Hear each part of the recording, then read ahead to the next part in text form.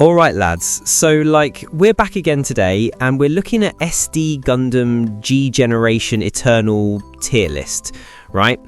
And bro, this game has so many units that it kind of fries your brain if you don't organise stuff.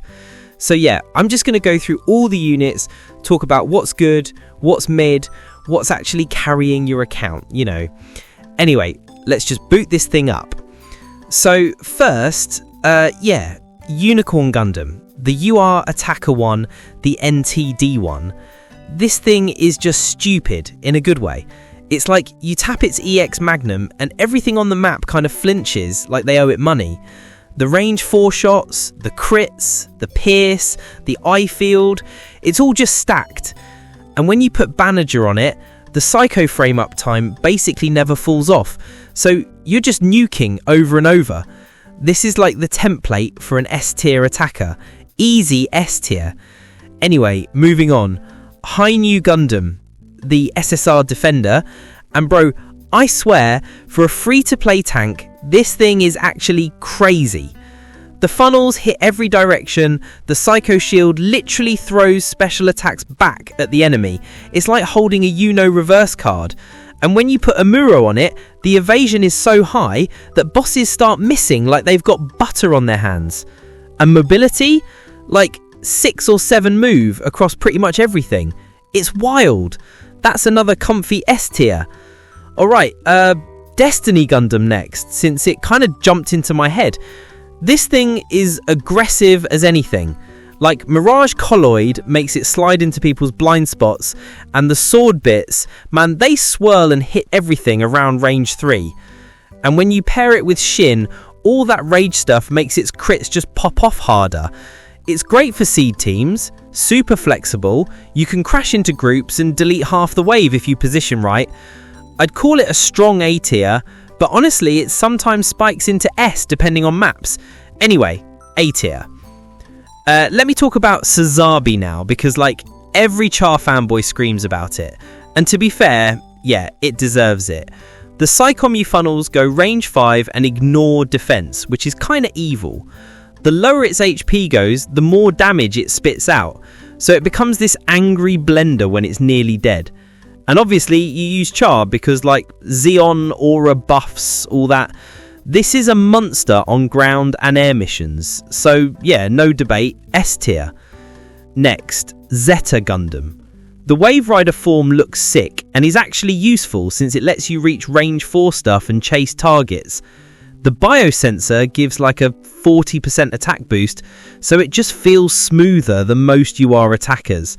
Camille as pilot means you don't run out of energy every 2 seconds.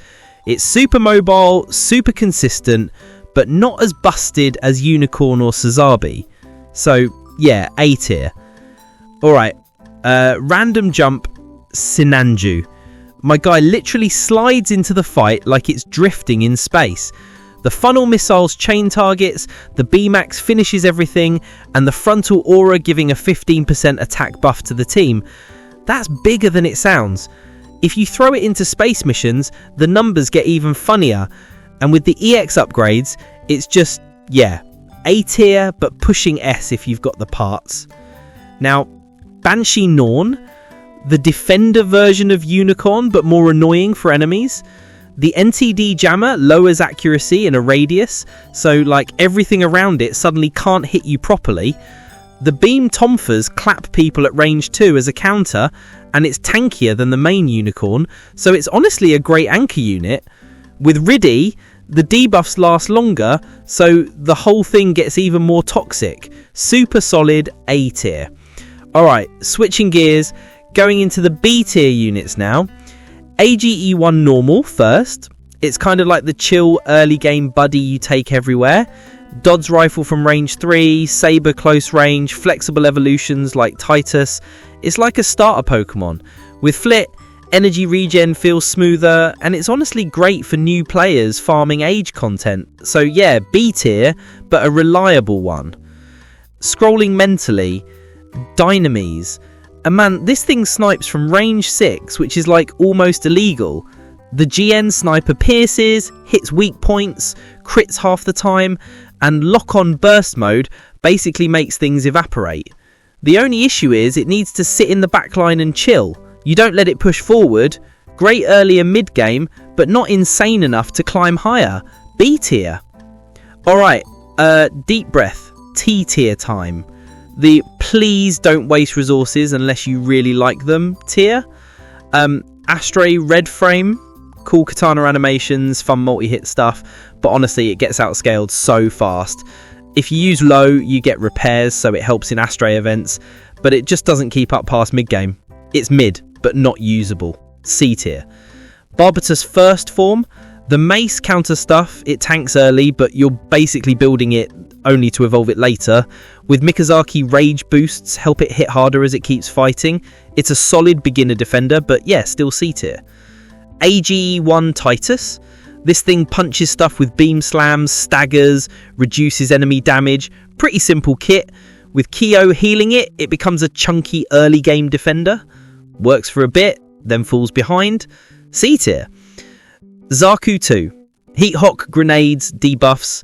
Pretty classic.